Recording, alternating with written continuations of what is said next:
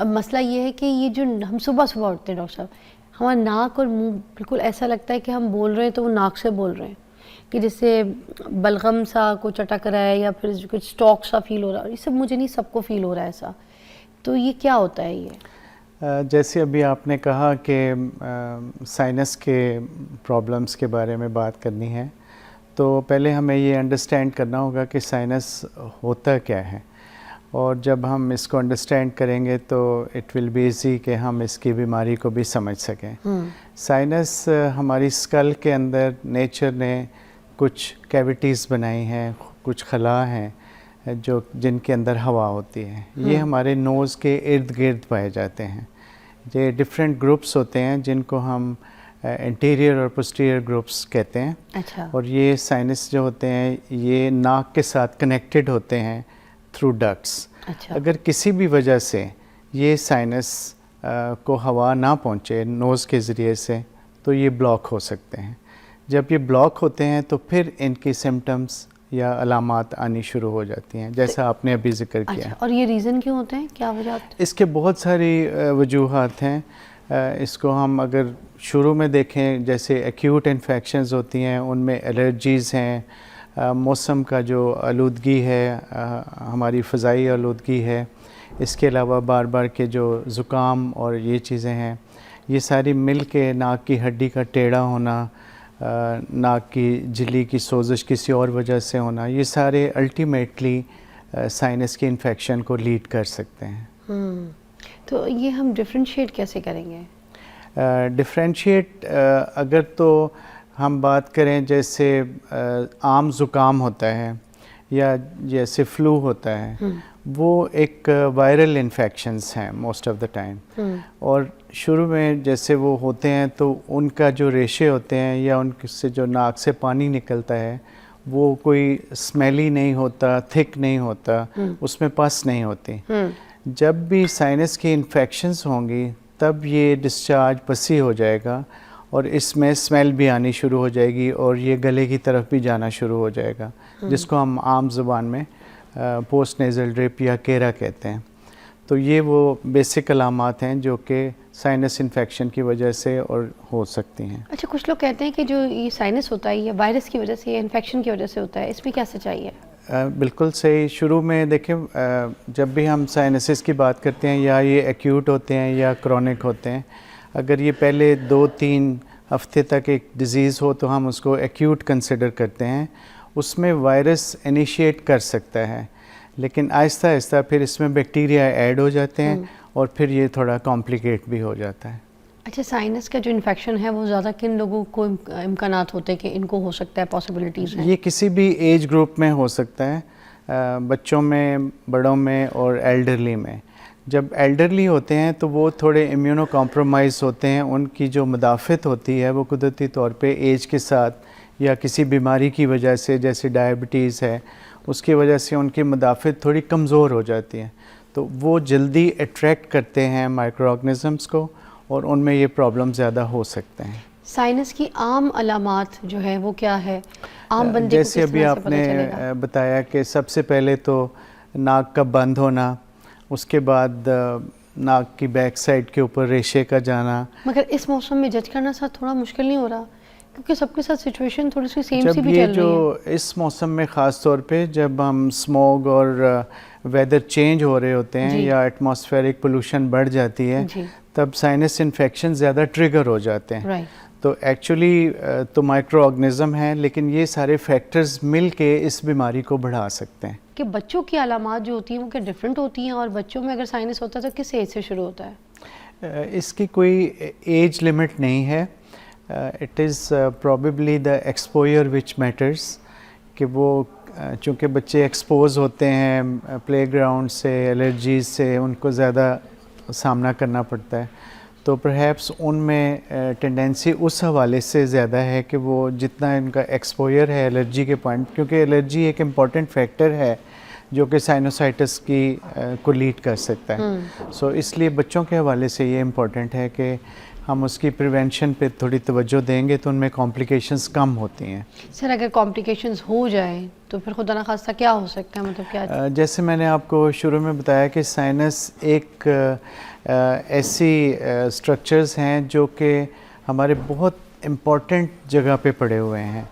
इसके अगर हम इर्द गिर्द इसके रिलेशंस को देखें तो ये आँख के इर्द गिर्द हैं, आँख के नीचे, माथे में, आँख की बैक साइड पे, हमारे चीक में, ये सारे साइनस के डिफरेंट ग्रुप्स हैं जो यहाँ पे पड़े हुए हैं।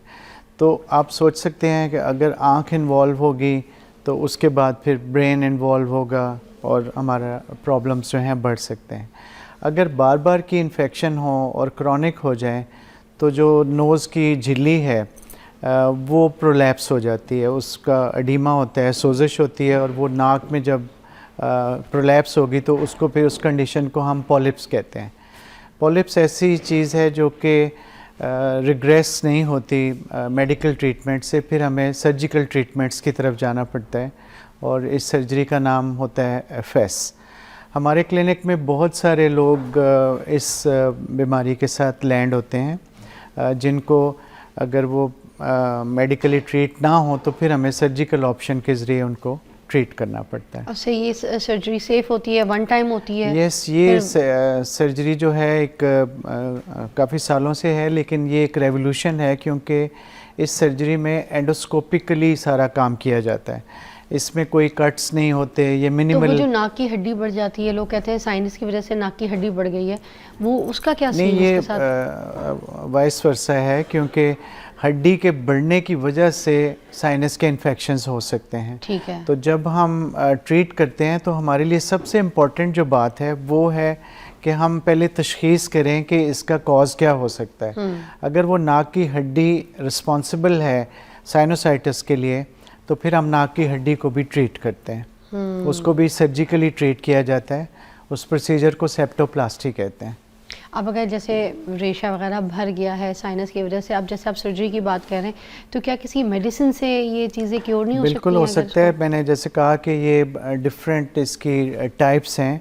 जब एक्यूट साइनोसाइटिस होता है शुरू में, क्रॉनिक नहीं होता, तो तब हम इसको मेडिकली ही ट्रीट करते हैं और majority of patients medical treatment से ठीक हो सकते हैं। सबसे इम्पॉर्टेंट जो बात है फ़िज़ा वो ये है कि हम इसको डायग्नोज करें और ये समझ लें कि हम क्या वाकई हमें साइनस इन्फेक्शंस हैं, और अगर वो हैं तो ये एक ट्रीटेबल कंडीशन है, लेकिन provided you make a good diagnosis. जब डायग्नोसिस बेहतर होगा तो ऑब्वियसली ट्रीटमेंट भी बेहतर हो सकता है। और ये जो नाक में पानी लेना, नमक वाले पानी से नाक को साफ करना, हाँ जी, ये तो कुछ ये टिप्स हैं जो कि बिल्कुल सही हैं, लेकिन ऑलवेज़ रिमेंबर कि ये ट्रीटमेंट नहीं है, ये सूदिंग इफ़ेक्ट्स हैं। जैसे हम पेशेंट्स को कहते हैं कि आपने भाप लेनी है, आपने पानी ज़्यादा पीना है, आपने प्रिवेंट कैसे करना है, ये सारे टिप्स हैं जो कि प्रॉब्लम को एग्रीवेट कर सकते हैं, बढ़ा सकते हैं। जैसे कोई वज़ू करता है नाक में पानी, तो उस टाइम पे भी आपको पता है जो नमक वाला पानी है हाँ। वो बड़ा यूज़फुल टिप है क्योंकि उसके साथ नोज़ की जो सोजिश है उसको फ़ायदा मिलता है और वो सूदिंग इफेक्ट देता है, उससे अच्छा। हमारे नोज़ की ड्रेनेज बेहतर होती है। अच्छा, और अब अगर जैसे स्मोक वगैरह फैली हुई पूरे लाहौर में, ये जो है साइनस का जो इन्फेक्शन होता है, ये जो रेशा आया हुआ होता है, ये इसको बढ़ा देती है, यस, तंग करती है?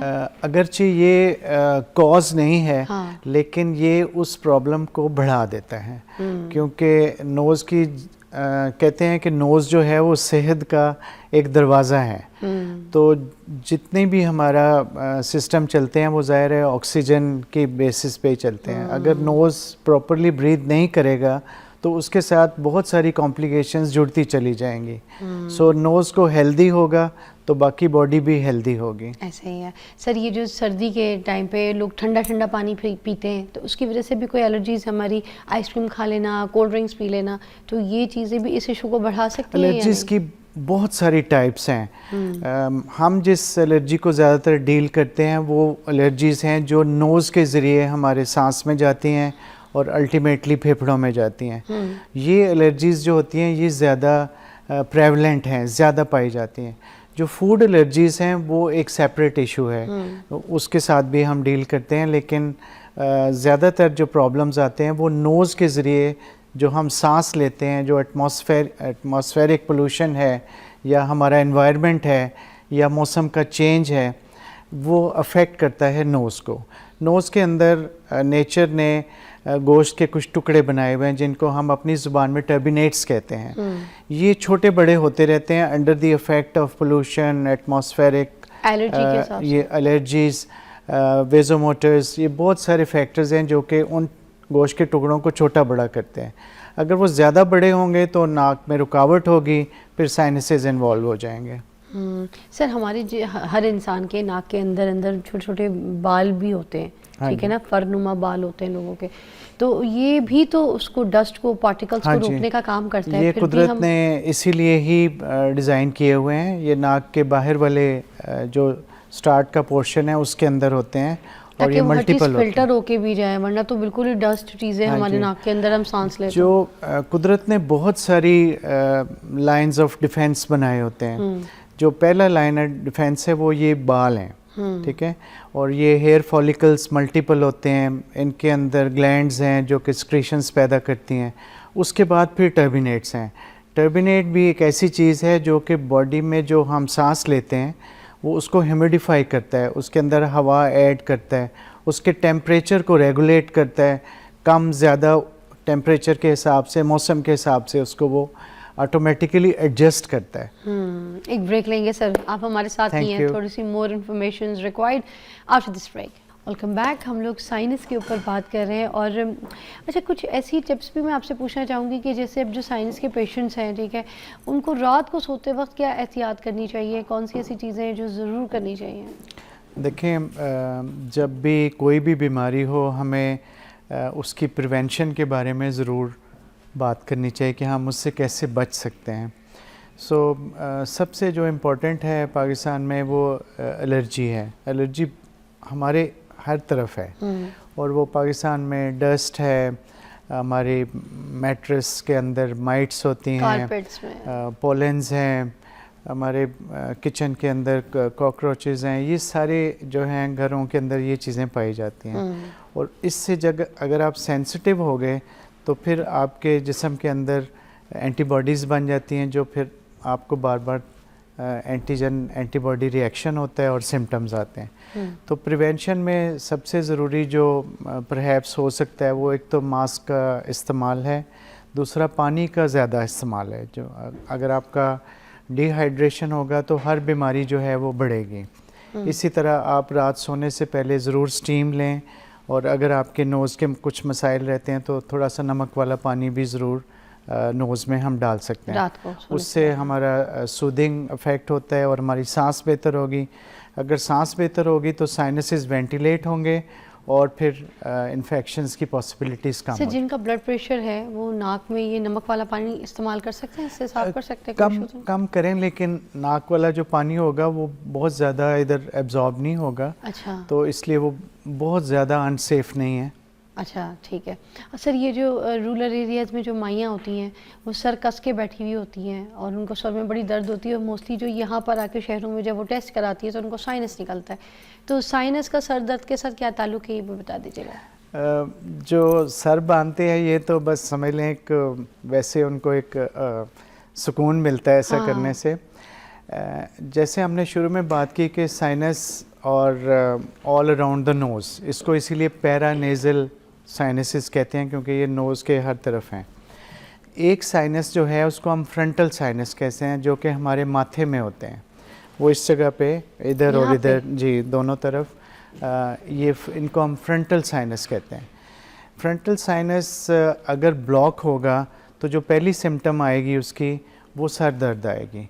ये ऐसी सर दर्द होती है जो सुबह जब उठते हैं उस वक़्त ज़्यादा होती है और फिर जैसे जैसे डे गुज़रता चला जाता है, ड्रेनेज बेहतर होती है तो वो दर्द आहिस्ता आहिस्ता गायब होनी शुरू हो जाती है। अच्छा। ये एक पॉसिबल रीज़न है जो कि हेडेक दे सकता है। अच्छा, थैंक यू सो मच, बहुत बहुत शुक्रिया, आपने साइनस के हिसाब से हमें बड़ी बहुत अच्छी रहनुमाई की है। Same here Fiza, I am also very happy basically आपका भी पर्पज़ इस शो का भी यही है कि अवेयरनेस को स्प्रेड किया जाए। हम अपने क्लिनिक्स में जो hundreds and hundreds of patient देखते हैं, उनमें से काफ़ी पेशेंट जो हैं वो साइनसिस का शिकार होते हैं। So I hope this show will be creating a good awareness, जिससे लोगों को भी फ़ायदा होगा और नेशनल हेल्थ जो है उसमें भी बेहतरी आएगी।